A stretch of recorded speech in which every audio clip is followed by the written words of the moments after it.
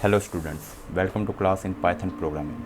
In previous lecture we had practiced lots of basic program of fundamental Python. Now it's time to take you to introduce some other program of Python.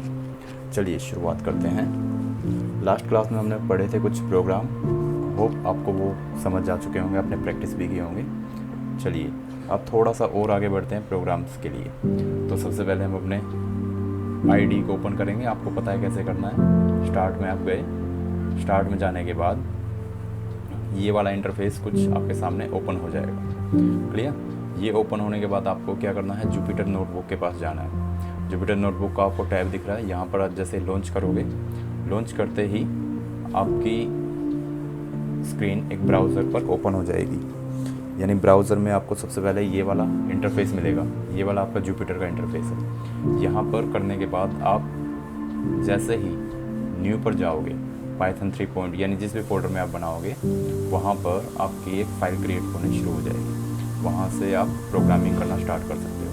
मैंने already कर रखी है, तो हम इस पे जाते हैं। देखिए यहाँ पर अभी क्या है, अनडिफाइंड। आप इस फाइल का नाम यहाँ से चेंज भी कर सकते हो। जैसे लास्ट क्लास में मैंने क्लास 11 डेमो दिया था, डेमो 1 था वो। ये चलिए इसके लिए हम कर देते क्लास 11 पाइथन फंडामेंटल सेकेंड, ठीक है। बाकी ये ऑटोमेटिकली इसका जो एक्सटेंशन होगा वो असाइन कर देगा। इसको रीनेम कर देते हैं। चलिए यहाँ से शुरू करते हैं हम अपने पहले प्रोग्राम की। अब पहला प्रोग्राम शुरुआत करते हैं लास्ट वाले प्रोग्राम जैसे ही। कुछ छोटे से प्रोग्राम हैं, इनको रन करके देखते हैं कि इसका आउटपुट कैसे आता है। चलिए एक नेम नाम का हम वेरिएबल ले लेते हैं। नेम में हमने कुछ वैल्यू डलवा ली, जैसे रोहित, अपना नाम डाल देते हैं। अब देखिए यहाँ पर एज आपने डाल दी उसमें 30। क्लियर। अब इसके बाद प्रिंट स्टेटमेंट आपने लगाई। ये बिल्कुल बेस से करवा रहा हूँ दोबारा से एक बार, ताकि आपका रिवाइज हो जाए। जैसे नेम के बाद बाहर गए कोमा, सॉरी इसको कर देते हैं नेम, यानी आपका पहले नेम आएगा, उसके बाद इन्वर्टेड कोमा में जो भी आप प्रिंट करना है UR, उसके बाद 70 सेकेंड, UR 30, एक इन्वर्टेड कोमा हो नाउ, बट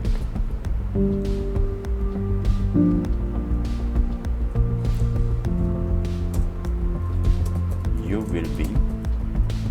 अब इसके बाद यहाँ पे आपका एज वाला कॉलम प्लस करके हम थोड़ा सा मॉडिफाई करेंगे अपने कोड को। एज +1, यानी एक कोड ऐसे लिख दिया हमने, इसको अंदर कर देते हैं 1।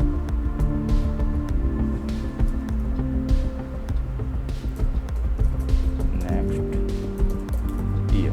देखिए सिंपल सा एक कोड है, यहाँ पे हमने सेव किया। हम स्टार्टिंग में क्या लेंगे, एक नेम नाम का हमने वेरिएबल लिया, उसमें कुछ वैल्यू स्ट्रिंग डलवा ली। जो भी आप टेक्स्ट लिखोगे उसको क्या बोलोगे, स्ट्रिंग। उसके बाद एज नाम का एक वेरिएबल लिया, उसमें आपने एक वैल्यू डलवा ली 30 के बाद आप प्रिंट क्या करना चाह रहे हो कि प्रिंट करेंगे नेम। सबसे पहले नेम आ जाएगा। नेम की जगह क्या पुट कर देगा वो, क्योंकि बिना इन्वर्टेड कोमा के है, तो ये क्या करेगा, यहाँ पर इस रोहित को यहाँ पर असाइन कर देगा ऑटोमेटिकली जब आप इसे रन करोगे। उसके बाद UR एज इट इज़ आ जाएगा, UR 30 का मैसेज आ जाएगा।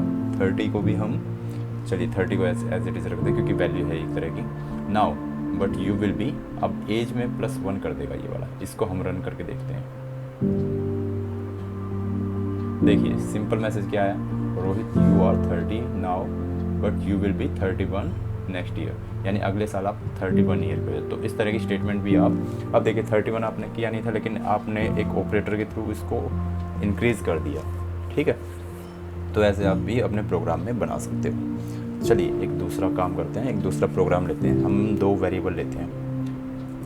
ये सिंपल अभी इनपुट और आउटपुट टाइप के प्रोग्राम है आपको, ठीक है, ताकि आपका थोड़ा सा इंट्रोडक्शन दोबारा से कर देते प्रोग्रामिंग के साथ में। हो सकता है बच्चों को प्रॉब्लम आए तो, लेकिन फिर भी प्रैक्टिस करेंगे तो आराम से हो जाएगा। 2,6, यानी हमने क्या कर दिया, x और y 2 वेरिएबल लिए, दोनों की वैल्यू असाइन कर दी। आप इसको ऐसे भी कर सकते थे, x = 2, y = 6। दोनों तरीके हैं आपके पास, तो ऐसे भी असाइन कर सकते हो और ऐसे भी असाइन कर सकते हो। तो हमने पहले वाले तरीके देख रखे हैं, तो हमने इस बार ये वाला नया तरीका लिया, तो इस वाले इन दोनों स्टेटमेंट को हम हटा सकते हैं। क्लियर। अब x, y is equal to y, x plus 2, यानी देखिए हमने क्या किया, x में क्या करवा दिया y, यानी ये वाली इससे लिंक होती है, यानी पहला वाला पहले के साथ में, और y के लिए हमने क्या किया x प्लस 2, यानी पहले की वैल्यू x की वैल्यू y आ जाए और y की में x की प्लस 2 आ जाए। तो देखिए इसको सिंपल एक बार प्रिंट करके देखते हैं। प्रिंट किया आपने x, y, आपको आंसर पता है, आंसर क्या आएगा, x की वैल्यू y क्या है हमारी 6, तो पहले के लिए 6 आएगा, दूसरे के लिए क्या आ जाएगा हमारा x क्या है 2, 4, यानी 6 और 4 आंसर आएगा हमारा। क्लियर। इसको रन कर देते हैं अभी। क्लियर। ये देखिए हमारा आउटपुट बिल्कुल करेक्ट आया है, 6 और 4। ठीक है। अब ऐसा ही करके आप और भी प्रोग्राम बना सकते हो। चलिए अब एक और प्रोग्राम हम देखते हैं, ऐसा ही इसी तरीके का ही आप सिंपल अपनी कैलकुलेशन भी और भी इम्प्रूव कर पाओगे इससे। जैसे x और y हमने दो वेरिएबल लिए, एक की वैल्यू 7, एक की वैल्यू 2। अब क्या करते हैं x, y और z। अब हमने 3 वेरिएबल दोबारा लिए। अब देखिए यहाँ पे z नहीं x, 2 वेरिएबल दोबारा लिए और इनकी वैल्यू को हम प्रिंट करवा रहे हैं। तो देखिए कैसे कैसे वो इम्प्रूव होंगी। सबसे पहले x पहली वैल्यू में हम +1 करवा दिया x में, दूसरी वैल्यू में क्या करवा दिया +3, तीसरी वैल्यू में क्या करवा दिया x में हमने फिर 10 जोड़ दिए। ठीक है। अब हम प्रिंट करवा रहे हैं x और y को। अगर आपके पास कंप्यूटर या लैपटॉप नहीं है तो आप इसको अपनी कॉपी में भी रन करके देख सकते हैं। सिंपल आपको पता लग जाएगा कि रन कैसे हो रहा है। जैसे x की वैल्यू क्या है, इस वाले में ये मैप हो रहा है, यहाँ पे x के साथ हो रहा है x + 1, y के साथ हो रहा है y + 3, x के साथ फिर मैप क्या हुआ x + 10। तो सबसे पहले x की वैल्यू क्या हुई आपकी x + 1, x की वैल्यू 7 है, 7 + 8 हो गया, तो यानी x में आपका क्या आ गया 8। क्लियर। अब y की वैल्यू क्या है आपकी, जो y इससे मैप हो रहा है y + 3 से, तो y की वैल्यू क्या है आपकी 2, 2 + 3 5 आ जाएगा यहाँ पर। और x की वैल्यू जो आई थी आपकी 7 और 8 आ गई थी, 8 में फिर 18। अब देखिए इसको कैलकुलेट करके एक बार, 18 नहीं आ जाएगी, 7, 8। अभी देखिए कैलकुलेट करके एक बार आप अपने कॉपी पे इसको रन करके देख सकते हैं। 17 और 15, यानी x की वैल्यू कैलकुलेट होने के बाद आ गई आपकी 17 और y की वैल्यू आ गई 15। अगर आप इसको अच्छे से कैलकुलेट करके देखेंगे अपने कॉपी पे, अगर आप कॉपी पे इसको रन करके देखते हैं, उसको बोलते हैं ड्राई रन या ट्राई रन, जो भी आपको बोलना है, यानी अपनी कॉपी पे जब भी रन करके देखेंगे तो आपका देखिए x और y की वैल्यू यहाँ पर 17 और 5 आ गई है। क्लियर। तो ये कैलकुलेशन आपकी यहाँ से पहले इसमें जो चेंज हुआ, फिर उसके बाद आपका x + 10 में जो चेंज हुआ, वो फाइनल वैल्यू आपकी यहाँ पर प्रिंट हो गई है। चलिए अब उसके बाद थोड़े से और आगे प्रोग्राम चलते हैं। एक प्रोग्राम है आपका write a program to input 3 number, यानी आपको 3 नंबर एंटर करवाने हैं और उनको स्वैप करना है। स्वैप कैसे करना है, सेकंड नंबर गेट्स, यानी दूसरा नंबर आपकी पहली और दूसरे नंबर को प्लस करके, और थर्ड नंबर कैसे आ जाएगा सेकंड और थर्ड नंबर, जैसे हमने प्रीवियस लेक्चर में हमने किया था उसी तरह के हैं, थोड़ा सा डिफरेंस है कि उसको प्लस या माइनस प्लस कैसे करना। तो पहले मैं कमेंट में लिख देता हूँ, write a program to input 3 numbers and swap them as this। कैसे कि सेकेंड, इसको इन करते हैं कि second number gets the value of first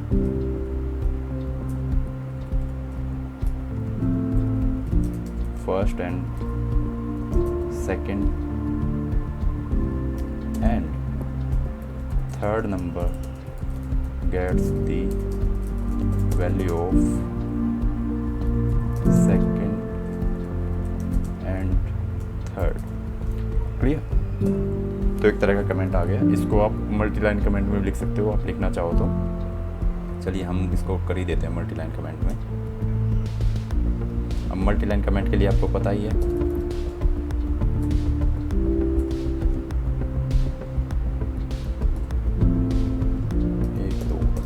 तीन डॉट लगा दिया और इसके बीच में आप ये पूरा का पूरा कोड लिख सकते हो अपना। इसको कट किया हमने, क्लियर। अब देखिए यहाँ पर मल्टी लाइन कमेंट हो गया आपका। इसको थोड़ा सा और भी करना चाहें तो भी कर सकते हो, अगर आपको दिक्कत है तो यहाँ से देखिए। और ये वाले आपके रन नहीं होंगे, आपका इंटरप्रेटर इनको स्किप करता चला जाएगा। अब देखिए x एक वेरिएबल लिया हमने, इंट करवाया, इंट में फिर इसको इनपुट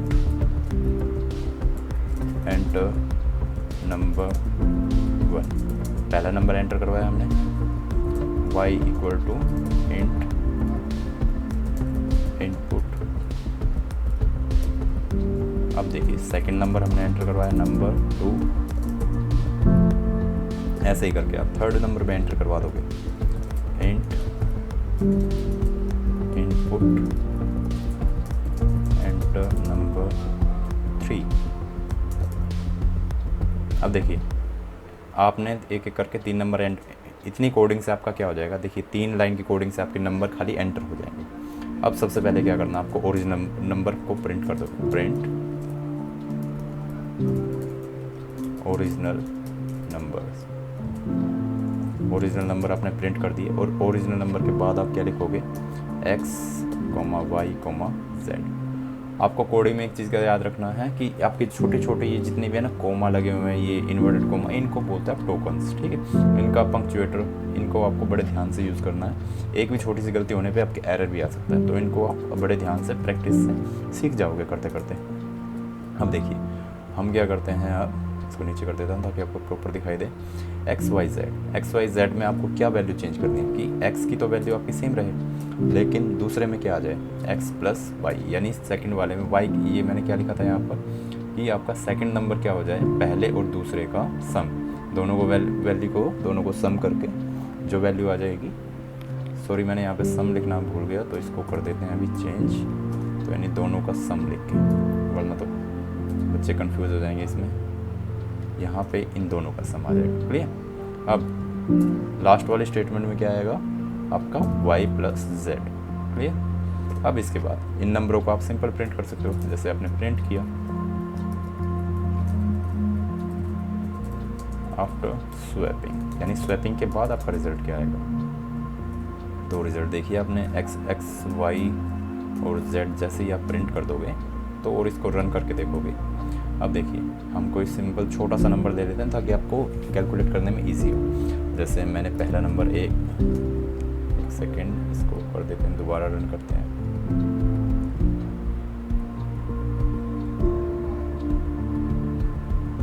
पहला नंबर आपने क्या डाला, 1 में एंटर किया, 2 3, 3 नंबर एंटर हो गए।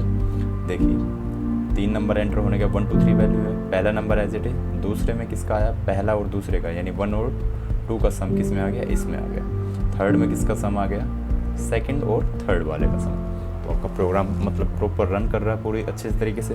तो देखिए कोडिंग भी आपको एज इट इज़ ही लिखनी पड़ेगी, इसमें कोई दूसरी वो नहीं है कि आपको इसमें दूसरा अलग कोड लिख पाओगे, कोडिंग भी आपको ऐसे ही लिखनी पड़ेगी, क्लियर।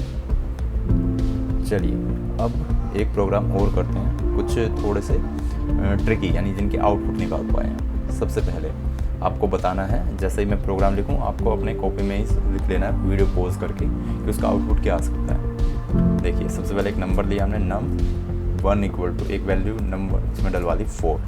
दूसरे में हम क्या करवा रहे हैं, num2 equal to num1 plus 1, यानी एक नंबर, दूसरे नंबर में हमने क्या किया, पहले वाले में जो वैल्यू थी ना उसमें एक नंबर ऐड करवा दी। थर्ड में क्या करते हैं हम, num1 में हमने एक वैल्यू डाल दी 2, तो ये क्या करेगा, ये ओवरराइट कर देगा, यानी पहले वैल्यू 4 थी और बाद में हमने ये किया, तो एक पाइथन में क्या होता है, अगर आप सेम उसमें वेरिएबल में दोबारा वैल्यू डाल देते तो वो दूसरे वाले उसको असाइन करने लग जाएगा, क्लियर। अब इसके बाद प्रिंट कर देते हैं हम num1 और num2। तो आपने ऑलरेडी डिसाइड कर दिया होगा अपनी कॉपी में ट्राई करके कि इसका आउटपुट क्या आने वाला है। अब इसको रन करते हैं, देखिए आंसर कितना आया, 2 और 5, यानी num1 की वैल्यू आ गई 2 और 5। अगर आपका आंसर यही कॉपी पे आ रहा है तो इसका मतलब आपका प्रोग्राम बिल्कुल सही चल रहा है, आपकी कॉपी या लैपटॉप या जो कंप्यूटर में आप रन करके देख रहे होंगे उस पर। चलिए दूसरा एक प्रोग्राम करते हैं, num1 num2, 2 वेरिएबल ले रहे हैं हम, ठीक है। दोनों में हमने वैल्यू डाला 2, 6, यानी num1 में 2 चलेगी और num2 में चलेगी 6 आपकी। अब क्या करते हैं, num1, num2, इनमें हम थोड़ा सा चेंज करते हैं कि num1 में आपकी num2 की वैल्यू आ जाए और num2 में क्या आ जाए आपका num1 + 2, ठीक है। अब इसको प्रिंट करवाते हैं। अब इसकी वैल्यू आपको मेरे रन कर जैसे वीडियो आगे चलेगी उससे पहले ही आप पॉज करके इसके आंसर निकाल के देख लीजिए, फिर उसके बाद अपना आंसर मैच करना। आपकी ऐसे ही प्रैक्टिस हो जाएगी। अगर आपके घर पर लैपटॉप नहीं है तो भी आपकी प्रैक्टिस अच्छे से हो जाएगी आपकी कॉपी पर ही। आप उनको रफ कॉपी में रन करके देखिए कि आंसर आपका ठीक आ रहा है। अब इसको रन करता हूँ मैं, देखिए 6 और 4, यानी num1 की वैल्यू कितनी आएगी 6 और num2 की वैल्यू 4। अब ये कैसे आई है, जैसे num1 की वैल्यू आपकी क्या थी 2 और num2 की वैल्यू क्या थी 6, तो num1 में आपने num2 की वैल्यू क्या थी 6, तो 6 पहले आ गया। और दूसरे num2 की वैल्यू क्या थी num1 प्लस ये, यानी num1 की वैल्यू 2 थी और 2 + 2 क्या होता है 4। क्लियर, एज इट इज़ आपका एक प्रोग्राम भी बन गया। चलिए ऐसा ही एक और एग्जाम्पल करते हैं। प्रोग्रामिंग काफ़ी इजी है, अगर आप 1-2 बार की प्रैक्टिस करो, धीरे धीरे करके आप इनको करना शुरू कर दोगे। अपने खुद के अच्छे अच्छे बड़े जो भी आपके प्रोग्राम हैं वो बनाना शुरू कर दोगे।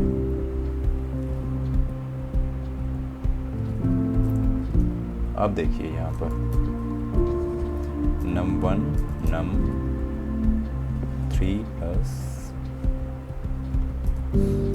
1, इसके बाद इन तीनों को प्रिंट करते हैं।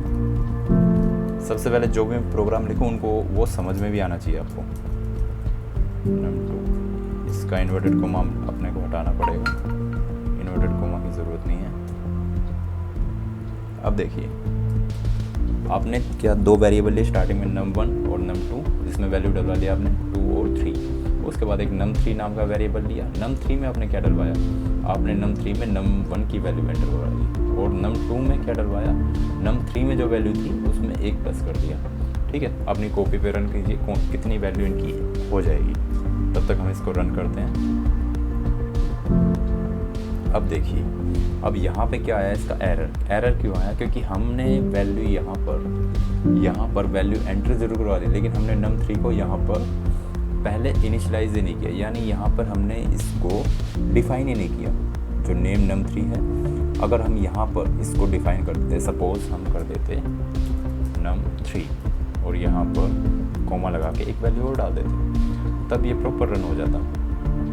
देखिए अब यहाँ पर क्या वैल्यू आई है आपकी 2 2 2, यानी आपकी वैल्यू num1 की, num2 की, num3 की अब प्रॉपर रन कर रही है। अभी इनसे ही सिंक्रोनाइज होगा। num3 की वैल्यू क्या हो जाएगी, num1 के साथ मैच करेगी, num2 की num3 + 1 के साथ, ऐसे करके ये पूरा का पूरा प्रोग्राम आपका मैच होता चला जाएगा। तो आपको समझ में आई ये प्रोग्रामिंग। चलिए अब एक थोड़ा सा टिपिकल तो नहीं है, पर हाँ थोड़ा एक प्रोग्राम है। एक प्रोग्राम हमें कैलकुलेट करना है कि इन how many days a work will be completed by 3 person, यानी 3 लोगों से एक काम कितने दिनों में पूरा होगा। सपोज 3 लोग हैं ABC, जैसे आपका मैथ का क्वेश्चन होता है कि ABC आपके XYZ डेज में काम करते हैं, तो वो काम अकेले करेंगे तो कितने दिन में हो जाएगा। तो इसका फॉर्मूला आपको मिल जाएगा कि तीनों के जो काम है उसको और अपॉन में X + Y, Y + Z, इस तरह का फॉर्मूला है, उसके थ्रू हम करते हैं। तो सबसे पहले मैं आपके प्रोग्राम को लिख देता हूँ पूरे का पूरा कि प्रोग्राम बनाना कैसे है। राइट, इसको भी हम मल्टीलाइन कमेंट में कर देते हैं। Clear, write a program to calculate in how many days a work will be completed by 3 person. Suppose वो 3 पर्सन कौन है आपके, A B and C, clear, together. यानी हमें बताना है कि तीनों पर्सन एक साथ में कितने दिनों में काम कर पाएंगे। इसके बाद A B and C take X days, Y days and Z days। यानी इसमें हमने बता दिया कि आपका A X दिन लेता है, B Y दिन लेता है, C Z दिन लेता है कोई भी काम करने में। इस तरह के आपने क्वेश्चन मैथमेटिक्स में किए होंगे, respectively to do the job alone,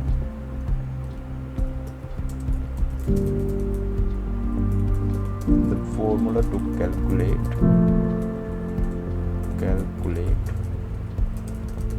the number of days if they work together is, अब इसका फॉर्मूला क्या होता है, XYZ, यानी आपको क्या करना है, तीनों का जो दिन है उनको क्या करना, मल्टीप्लाई अपॉन में क्या करोगे, ब्रैकेट के अंदर x into Y plus y into Z plus z into X. Clear? तो यानी इतने दिन में उनका काम होगा।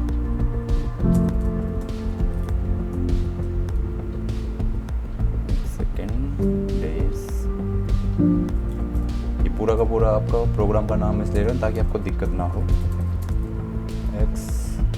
where x, y and z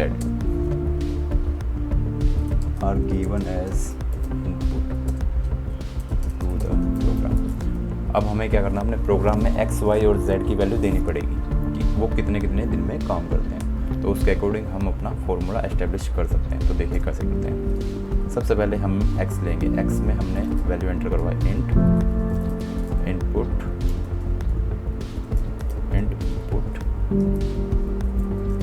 enter value of x। Clear? अब ऐसे ही y की वैल्यू,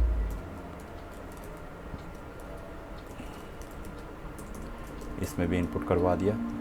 ये आपको समझ में आ गया होगा मैंने इनपुट के आगे इंट क्यों लगाया है, क्योंकि वो बाय डिफ़ॉल्ट क्या करता है, इनपुट फंक्शन जो भी है आपका वो क्या लेता है, स्ट्रिंग को ही एक्सेप्ट करेगा। अब स्ट्रिंग को अगर आप एज इट इज़ ले लोगे बिना इंट के तो उसे स्ट्रिंग की तरह कंसीडर करेगा, वो उसको सीधा जोड़ देगा, प्लस नहीं करेगा उनको। मतलब जैसे मान लो 28 + 29 है तो 28 29 ऐसे ऐसे उनको सीधा मर्ज कर देगा, ऐड नहीं करेगा उनको। इनपुट इसमें अब z की वैल्यू भी डलवा देते हैं, z। अब यहाँ पर अब आपको क्या करना है, print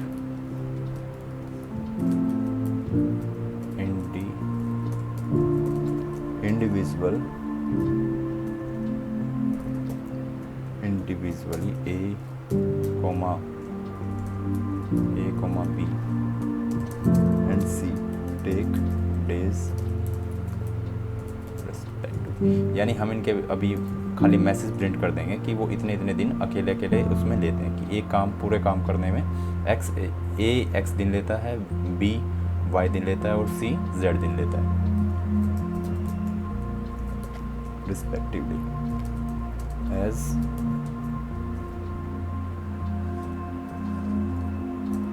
x, y, z। Clear? यहाँ पे आपका ब्रैकेट बंद हो गया। अब उसके बाद अब हम चाहते हैं कि सबका टोटल है तो हम फॉर्मूले का यूज़ करेंगे कि डेज नाम का हमने वेरिएबल लिया, उसमें क्या हम अब फॉर्मूला लगाएंगे। सबसे पहले क्या करना है, फॉर्मूले में जैसे मैंने यहाँ पे बता रखा है ये वाला फॉर्मूला है तो इसको ही आपको यूज़ करना है। तो सबसे पहले x into Y into Z upon में क्या आ जाएगा, आपके ब्रैकेट लिया आपने, इसमें क्या आएगा आपका x into Y plus Y into Z plus Z into X. Clear? अब इस तरह से आपने फॉर्मूला बना दिया तो ये आपका फॉर्मूला पूरी तरह से काम करने के लिए रेडी है। अब डेज में जो भी आएगा अब सिंपल आपको प्रिंट करवाना है। तो इस तरह से आप अपने प्रोग्राम को अच्छे से रन भी करवा सकते हो। अब इसमें मैसेज एक प्रॉपर मैसेज दे देंगे, together A B and C take days as. अब यहाँ पर इसके बाहर जाकर कॉमा लगा के डेज को हम प्रिंट करवा देंगे। इसको सेव किया फाइल को हमने, अब इसको रन करते हैं। देखिए रन करते कोई एरर तो नहीं आ रखा, अगर एरर आएगा तो उसको भी रिमूव करेंगे।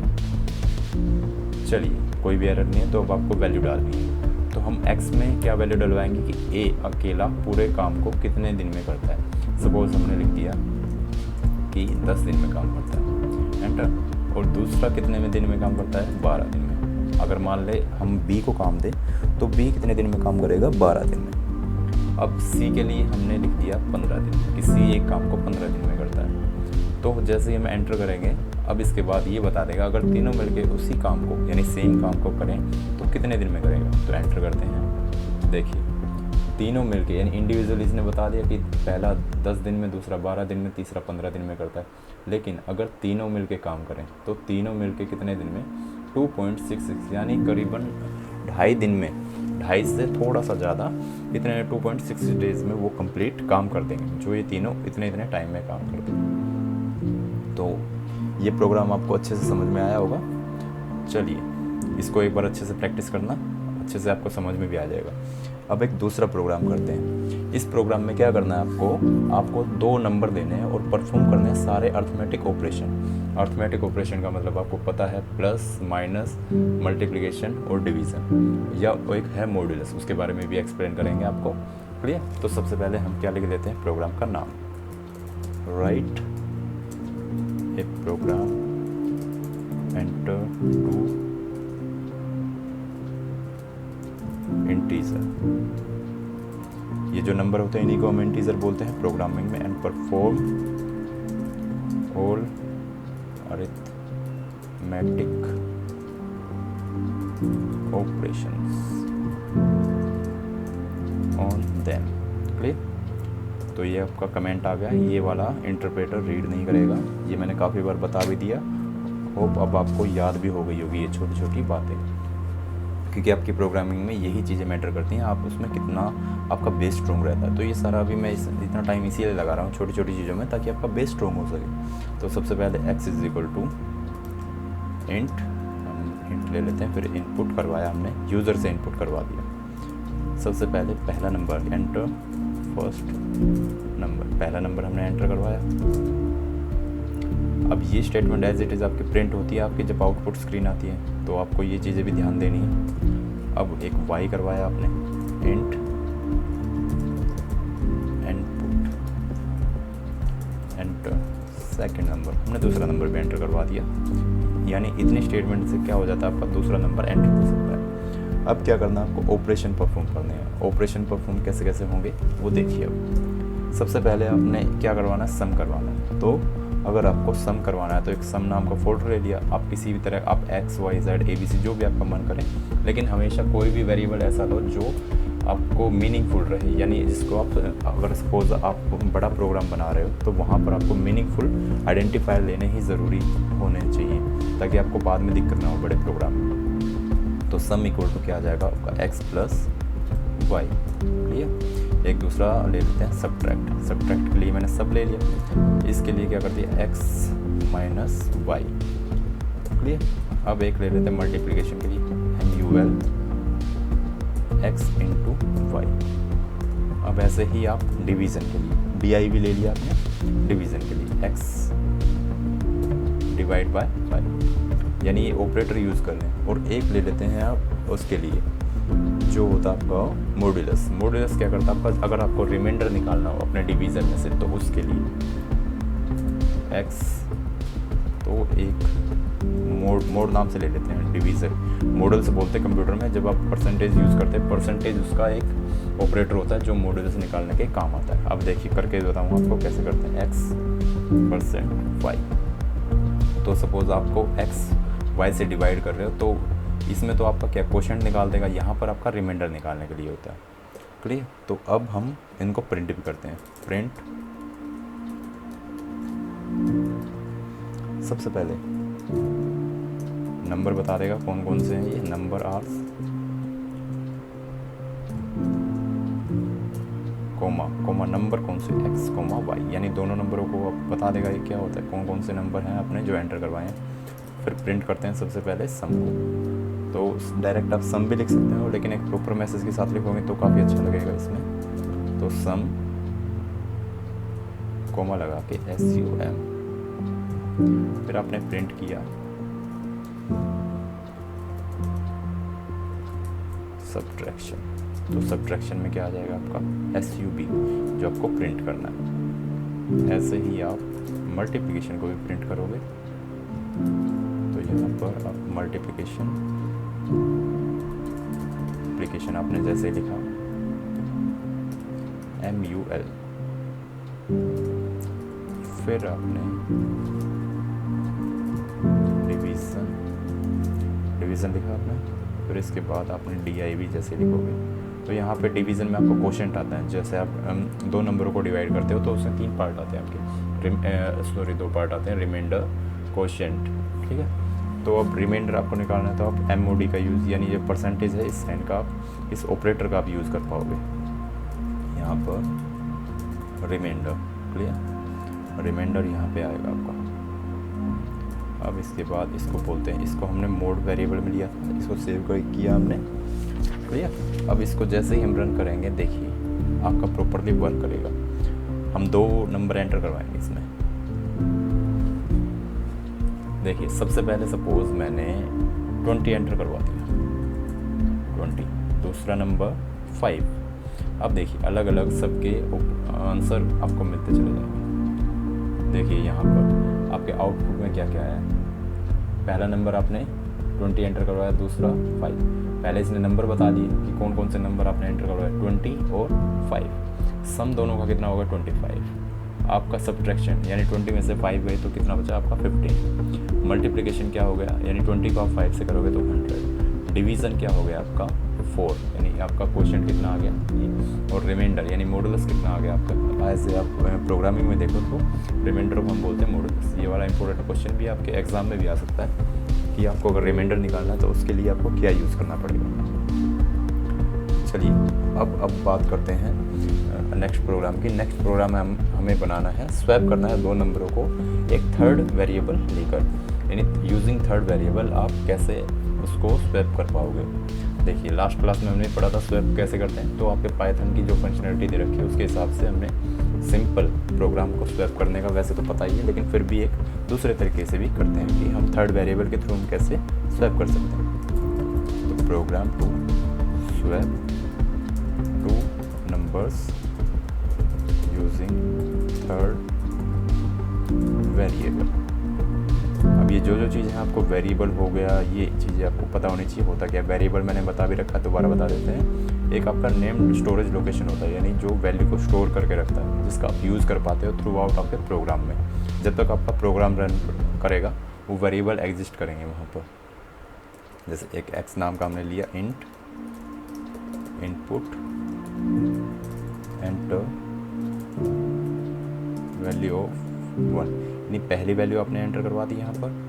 ऐसे ही करके आपने दूसरी वैल्यू पे एंटर करवा देंगे, इंट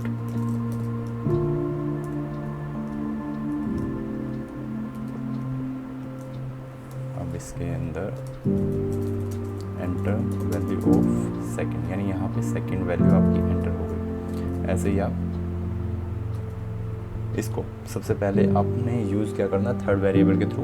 तो एक वेरिएबल हम थर्ड का भी यूज़ करेंगे। सबसे पहले ओरिजिनल नंबर को प्रिंट करवा सकते हैं हम यहाँ पर कि हमने वैल्यू कौन कौन सी डलवाई है। ओरिजिनल नंबर, यानी इसने बता दिया कि ओरिजिनल नंबर यहाँ पर ये वाले, कोमा लगा के एक्स और वाई।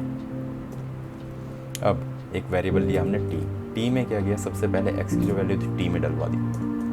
फिर x की वैल्यू आपकी चली गई तो, और y की वैल्यू कहाँ पे x, क्योंकि x आपका खाली हो चुका है पहले, क्योंकि इसकी वैल्यू यहाँ पर चली गई है। तो x में आप दोबारा ओवरराइट कर सकते हो। और y में क्या डलवा दिया आपने टी। तो देखिए इसको आप अपने कॉपी में करके देखोगे तो आपको ईजिली समझ में आ जाएगा कि x की वैल्यू आपने टी में डलवा दी, ठीक है। उसके बाद y की वैल्यू कहाँ पे डलवा दी आपने x में, क्लियर। अब y खाली हो गया। अब y की वैल्यू कहाँ, जो t में आपकी वैल्यू थी वो आपकी चली गई y में, क्लियर। तो इस तरह से आपकी वैल्यू स्वैप हो चुकी हैं। तब आप एक प्रॉपर मैसेज के साथ इसको प्रिंट भी करवा सकते हो। आफ्टर स्वैपिंग नंबर आर, तो दोनों नंबरों की हम डिटेल यहाँ पे दे देंगे कि नंबर कौन कौन से, x, y। अब इसको सेव किया हमने, इसको सेव किया तो फिर इसको रन करते हैं। देखिए पहला नंबर हमने सपोज 12 डाल दिया। ओके, हाँ वो दिखाई दे रहा है वहाँ पे, यानी 112 नहीं है ये वाला 12 ही है खाली। ये पहला नंबर, ये मैसेज है आगे के लिए इसके।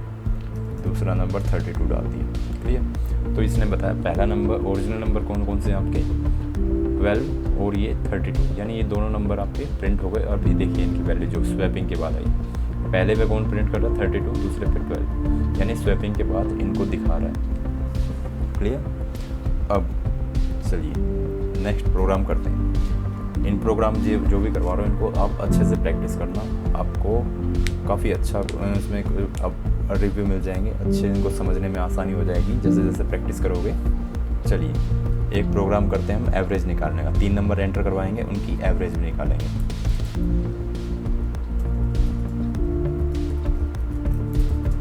Right a program to find average of 3 number. 3 नंबरों का हम एवरेज निकालेंगे। x is equal to int input enter value of 1। Same as it is previous program की तरह हम वैल्यू एंटर करवा देंगे।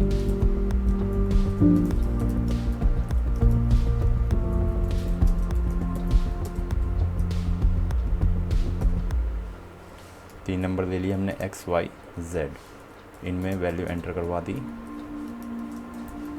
Enter value 3। अब देखिए अब क्या करना है, हम सबसे पहले इन नंबरों को प्रिंट करवा देते हैं।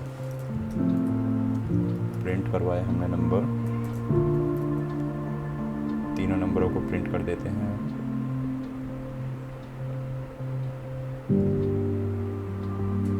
यहाँ पर मैसेज प्रिंट कर देंगे हम 3 number are x, y, z। तो AVG नाम का हमने एक वेरिएबल लिया। इसमें क्या कर देंगे, तीनों एवरेज का फॉर्मूला क्या होता है, तीनों नंबर को ऐड करके जितने भी आपके नंबर्स हैं उनसे उनकी नंबरिंग से आप डिवाइड कर दोगे। तो x plus Y plus Z, ये तीनों प्लस किए हमने, डिवाइड यहाँ पे लगाया और 3। अब देखिए यहाँ पे इसको सिंपल प्रिंट कर देना।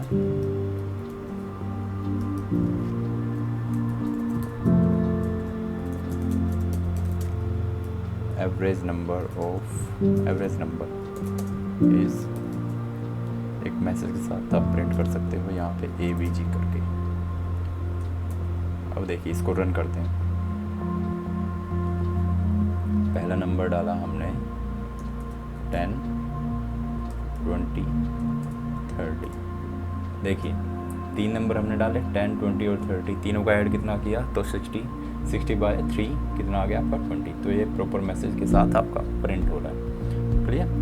अब देखिए यहाँ पर ये पॉइंट में क्यों आ रहा है, क्योंकि हमने इसका टाइप तो दिया नहीं। तो अब यहाँ पर AVG जो ये वेरिएबल है, ये बात ध्यान से सुनने वाली है। AVG में इसको बाय डिफ़ॉल्ट ही फ्लोट लिया। फ्लोट क्यों लिया, क्योंकि यहाँ पर जो वैल्यू इसकी बन के आई वो पॉइंट में आई, तो पॉइंट में आई तो ये ऑटोमेटिकली ये फ्लोट हो गया। क्लियर? तो ये छोटी छोटी चीज़ें भी आपको याद रखनी है। चलिए अब देखते हैं थोड़ा सा और आगे। कुछ हमारे पास एरर्स हो सकते हैं। अब देखिए हम एरर देखेंगे, कुछ एरर फाइंड करेंगे कुछ कोड्स वगैरह में। इसको हम लिख देते हैं find out error in following code fragments. तो हमने क्या करना है, एरर निकालने है इसमें से। अब देखिए सबसे पहले कोड होगा हमारा, सपोज एक वेरिएबल लिया हमने टेम्परेचर की वैल्यू क्या डाल दी हमने 50 और प्रिंट कर दिया हमने टेम्परेचर। क्लियर? तो अब आपको इसमें बताना है इसमें क्या एरर है आपका। देखिए सिंपल, वीडियो को पॉज करिए, देखिए इसको कोड को और एरर क्या है। तो देखिए बाय डिफ़ॉल्ट अगर आपने वीडियो अपना आंसर दे दिया तो ठीक है। अब मैं आपको आंसर बताता हूँ, इसको रन करके भी देखेंगे कि इसमें एरर कहाँ हो सकता है। देखिए यहाँ पर अब टेम्परेचर आपने वेरिएबल ले लिया, यहाँ तक ओके है ये वाला। दूसरा, जब आप प्रिंट करवा रहे हो तो प्रिंट के लिए क्या होना चाहिए, तो इसको ब्रैकेट में होना चाहिए, वो चीज़ ज़रूरी है। अब इसको रन करते हैं, देखिए एरर बताएगा इसमें। यहाँ पे देखिए मिसिंग पैरेंथेसिस, यानी आपका यहाँ पे आया मिसिंग पैरेंथेसिस इन कॉल प्रिंट, यानी जब आपको प्रिंट को कॉल कर रहे हो तो उसमें पैरेंथेसिस बोलते हैं ब्रैकेट्स को आपके प्रोग्रामिंग में। यानी इसका मतलब क्या है, देखिए ये बता भी रहा है डिड यू मीन टेम्परेचर, यानी आपको ये लिखना है। तो अब इसको ठीक कर सकते हो यहाँ पर, अगर आप इसको एज इट इज़ ऐसे लिखोगे और फिर आप इसको रन करोगे, देखिए आपका आउटपुट आ गया ओके। तो ऐसे ही करके आपको एरर भी फाइंड करने आने चाहिए। दूसरा एग्जांपल लेते हैं हम, एक वेरिएबल लिया हमने ए, वैल्यू ले ली इसमें 30, बी लिया, बी में ए प्लस बी, यानी बी में क्या आ जाएगा आपका ए प्लस बी। अब प्रिंट किया आपने, प्रिंट में क्या कर दिया ए एंड बी। अब देखिए यहाँ पर आपने क्या यूज़ कर दिया, आपने ऑपरेटर, यानी ये वाले आपके ऑपरेटर यहाँ पर ये यूज़ नहीं हो पाएंगे। अब देखिए इसको रन करके देखते हैं, इसमें क्या आया इनवैलिड सिंटैक्स, यानी आप यहाँ पर इसको यूज़ नहीं कर सकते कि ए एंड ए, क्योंकि ये वाला इसमें क्या है या तो ये या तो ये। अब इसके बारे में भी, ऑपरेटर के बारे में आपको बता दिया जाएगा, बेसिक मैंने बता ही दिया था। जब डेप्थ में आप आगे जाएंगे तो उसके बारे में बता दिया जाएगा कि एंड किस लिए होता है, और किस लिए होता है, नोट किस लिए होता है। चलिए, तो आपको यहाँ पर क्या करना, अगर ये प्रिंट करना है तो इसकी जगह ये लगा के इसको सिंपल ऐसे प्रिंट कर सकते हो। देखिए अब सिंपल 30 आ गया, 30 में इसने क्या किया, अब बी में जो वैल्यू थी और इसको ऐड करेंगे तो 30, यानी बी में जो पुरानी वाली वैल्यू ले रहा होगा ये वाला, इसलिए 38 आ गया इसको। ऐसे ही करके आपका नेक्स्ट प्रोग्राम करते हैं। सपोज आपने ए, बी, सी, इसमें एरर बताना आपको, क्या एरर आएगा 2,8,9। अब प्रिंट कर देते हैं सबसे पहले इनको, फिर उसके बाद C B equal to A, B, C. अब प्रिंट करते हैं इनको ए, बी, सी। देखिए आपका ये एक कोड फ्रेगमेंट है, आपको बताना है इसमें एरर क्या है। क्लियर? अपने वीडियो को पॉज करिए और देखिए इसमें एरर क्या है। अब आपको इसको रन करके दिखाते हैं। अब देखिए यहाँ पे क्या बता रहा है, इनवैलिड सिंटैक्स। इनवैलिड सिंटैक्स कैसे बता रहा है, क्योंकि यहाँ पर हमने इन कॉलम्स, जो कॉलम्स है इनका यूज़ किया, हमें इनका यूज़ यहाँ पर नहीं करना है। ये वाला यूज़ कहाँ पे होते थे आपके सी या C++ में, अगर टर्मिनेटर की तरह यूज़ होते थे, लेकिन पाइथन में इनका यूज़ नहीं होता। तो आपको इसकी जगह क्या करना पड़ेगा, कोमा लगा के तब आप इनको रन कर सकते हो। क्लियर? तो इस तरह से आप इनके एरर को भी रिमूव कर सकते हो। अब देखिए एक और important, x is equal to, एक नया कोड सेगमेंट लेते हैं। x की वैल्यू, एक वेरिएबल लिया आपने, x की वैल्यू 24, फिर क्या कर दिया आपने 4 इक्वल टू x। क्लियर? अब आप देखिए इसमें एरर क्या है। पाइथन की टर्मिनोलॉजी के हिसाब से अगर आप इसको रन करते हो तो रन करते ही आपका क्या आ जाएगा, can not assign to literal, यानी जो ये वेरिएबल है, यानी आपका कहाँ से चलता है, आपका राइट टू लेफ्ट चलता है। तो यानी पहले में आपने दिया 24, आपका कहाँ पर हो गया, यहाँ x को असाइन हो गया, लेकिन यहाँ पर आपने 4 इक्वल टू x किया है तो यहाँ पर आपका इलीगल माना गया। तो यानी 4 को आप, x को आप 4 असाइन नहीं कर सकते, तो इसको असाइन ऐसे नहीं कर सकते। तो जैसे ही अगर आप इसको x इक्वल टू 4 लिखोगे तो और इसको रन करोगे तो देखिए आपका कोई एरर नहीं आएगा। अब ये प्रोग्राम रन हो गया, लेकिन आप बोलोगे आउटपुट नहीं आ रहा, क्योंकि आउटपुट के लिए आपने कुछ प्रिंट करने के लिए कमांड ही नहीं दी। क्लियर? अब इसको जब x को आप प्रिंट करोगे नॉर्मली तो क्या आएगा आपका वैल्यू। आप वीडियो पॉज करके देखिए इसमें कि इसका आउटपुट क्या आएगा।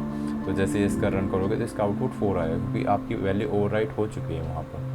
देखिए 4 आ गया, क्योंकि x की वैल्यू 24 थी पहले। अब x की वैल्यू जैसे आपने 4 डाली तो इसमें आपका आउटपुट कितना आ गया, 4। क्लियर? अब ऐसे ही करके आपके और भी बहुत सारे प्रोग्राम होंगे, आप वो सारे रन करके देखिए अपने जितने बजाएंगे। नेक्स्ट क्लास में हम इनको थोड़ा सा और आगे ले चलेंगे, जो भी आपके प्रोग्राम बच जाएंगे तब तक आप इनको रन करके देखिए। होप आपको क्लास पसंद आई होगी। Thank you. आज के लिए इतना ही।